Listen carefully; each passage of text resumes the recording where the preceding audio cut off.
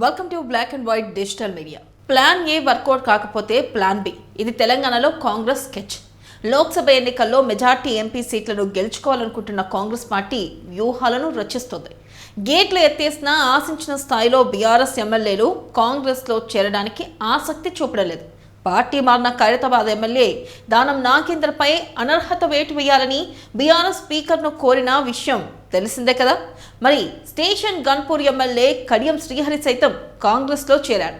ఆయన కూతురు కావ్యకు Warangal MP ticket ఇచ్చినా ఆమె వద్దని వెళ్ళిపోయారు.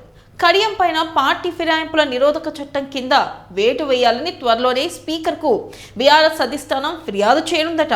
బీఆర్ఎస్ ఎల్పీని కాంగ్రెస్లో చేర్చుకోవాలనుకున్న సీఎం రేవంత్ రెడ్డి ప్లాన్ను మాజీ సీఎం కేసీఆర్ యాంటీ డిఫెక్షన్ లాతో బ్రేక్ చేశారు. మరి దీంతో రేవంత్ రెడ్డి ప్లాన్ బికి రెడీ అయ్యారంటున్నారు. గ్రేటర్ హైదరాబాద్లో ఒక్క అసెంబ్లీ స్థానాన్ని కూడా కాంగ్రెస్ గెలుచుకోలేకపోయింది.